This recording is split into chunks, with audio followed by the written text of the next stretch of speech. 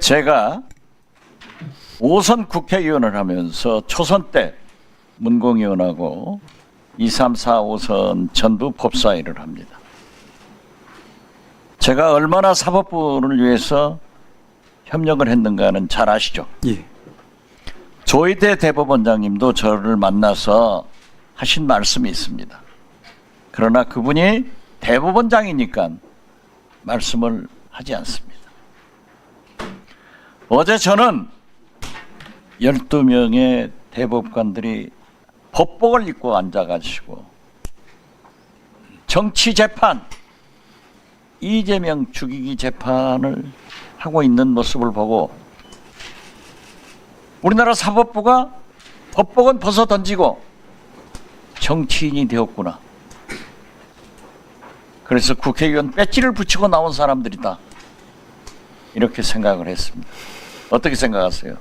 조금 전에 말씀드린 바와 같이 정치 사건이 있어도 정치 재판은 있을 수 없고 있어서도 안 된다 생각합니다. 그런데 그것을 정치 재판이라고 생각하지 않는 분 있을까요? 처장님, 그렇게 정치 재판 아닙니까? 저는 조금 전에 말씀드린 바와 같이 오늘 민주당 중앙선대위원회가 열렸습니다. 조희대 대법원장님과 연수원 동기인 강금실 위원장께서 어떻게 저렇게 저러한 판결을 이재명의 낙선을 위해서 할 수 있느냐 이렇게 말씀하셨습니다. 이석연 전 법제처장 선대위원장입니다. 얼마나 졸속 심판을 했는가 대법원에서. 전두환 노태우 신군부 계엄 때 또 그런 재판을 하지 않았고, 심지어 김재규 전 중앙정보부장의 박정희 대통령 시해 사건 재판도 계엄하에서도 대법원에서 113일을 심리를 계속했지만 군부가 대법관들을 압박해서 113일 만에 선고했다고 합니다. 이번에 이재명 죽이는데 대법원이 며칠간 재판했어요. 처장 말씀해보세요.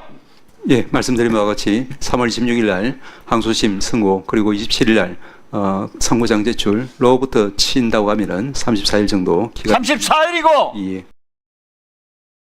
질만 했어요. 9일이 경과. 졸속 재판 아니에요? 그 부분에 대해서는 아까도 제가 말씀을 드렸습니다. 아까가 아니라 대법관도 국민의 상식을 알아야 돼. 어떻게 지난 3년간 차기 대통령 후보로 가장 지지도가 높은 민주당의 이재명 후보를 더욱이 민주당원과 국민 경선으로 88.7%의 지지를 받고 대통령 후보로 뛰고 있는 분을 9시간 만에 김재기보다 더 나빠요? 김재기는 재심 청구를 했습니다마는 어떻게 됐든 현역 중앙정보부장으로서 국가 원수를 시했어요. 그렇지만 대법원이 113일을 심리를 했지만은 결국 대법원이 신군부 전두환 노태우의 굴복에서 113일 만에 판결을 했다. 어떻게 9일 만에 하는 것을 졸속 아니고 정치재판 아니라고 할 수 있겠는가 하는 이석연 위원장의 절규를 듣고 제가 왜 지금까지 그렇게 사법부를 위해서 옹호를 했는가 제 자신이 부끄러워졌습니다. 자, 오늘 고등법원의 서류가 대법원에서 송치됐죠? 그렇게 알고 있습니다. 어제 저녁 안 한 것만은 진짜 다행입니다. 오늘 아침 중앙일보를 보면은 물론 언론 보도입니다. 서울고등법원에서 1차 변론기를 시작하려면 최소한 16일 걸린다. 물론 또 처장께서는 답변을 안 하시겠지만은 고등법원의 재판기일은 어느 정도로 보고 계십니까? 말씀하신 바와 같이 제가 답변할 수 있는 내용이 아닌 것 같습니다. 그게 말이 됩니까? 어? 말이 됩니까? 대법원에서 9일 만에 했다고 하면은 그 생각이 고법에도 전달될 거 아니에요. 마치 인혁당 대법원에서 판결 나자마자 사형시켜버리듯 그러한 제2의 음법부의 구태다가 시작되고 있다고 보는데 처장은 어떻게 생각하세요? 말씀드린 바와 같이 얼마 동안에 할 거예요? 고등법원 그 부분 말이 됩니까? 입이 청개로도 말할 수 없는 거죠. 어떻게 법복을 입은 우리나라 최고의 대법관들이 국회의원 배지 붙이고 재판하고 있어요.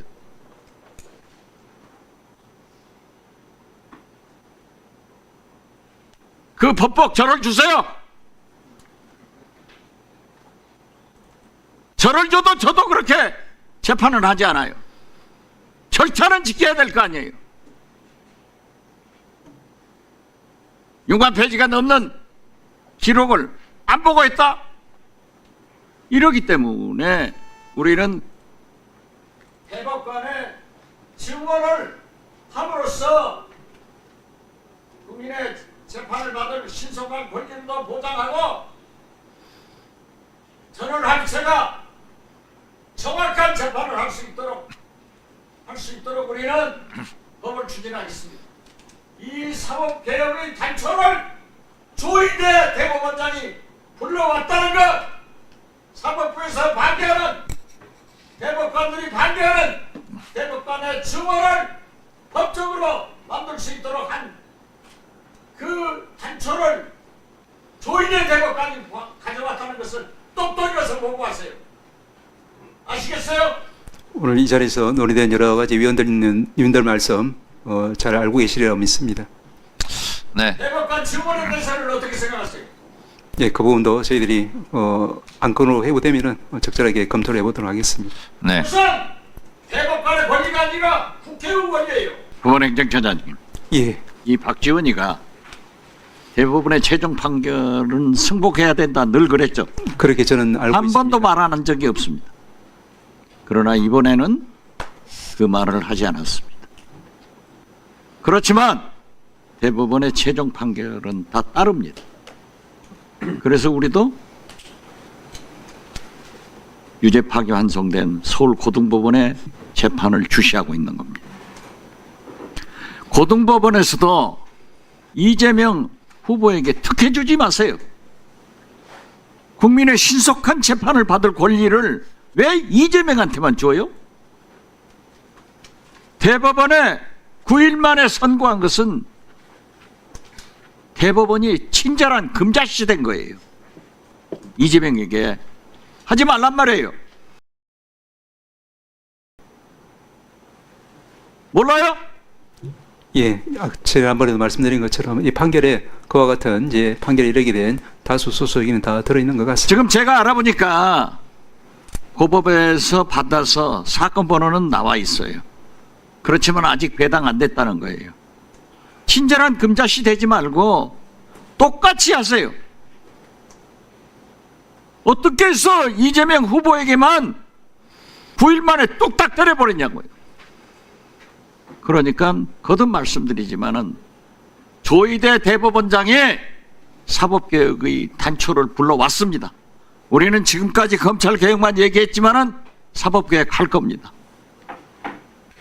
대법원의 신속한 재판 받을 권리를 보장받기 위해서 최소한 대법관은 제 개인적 의견이지만은 30명 내지 50명으로 증원해야 된다라고 생각하는 제 개인 의견에 대해서 처장님은 어떻게 생각하세요? 예, 조금 전에도 말씀드린 바와 같이 안건화되면은 저희들이 신중히 검토를 해보도록 하겠습니다. 아까 정청래 위원장께서 말씀하셨지만은 사법부의 독립을 위해서 법관들이 나서서 투쟁한 것도 없습니다. 국민이, 학생이, 민주당이 투쟁했습니다. 토마스 제퍼슨은 민주주의는 국민의 피를 먹고 자란다고 했습니다. 문재인 대통령, 서훈 전 국정원장, 박지원 국정원장이 국정원을 개혁했습니다.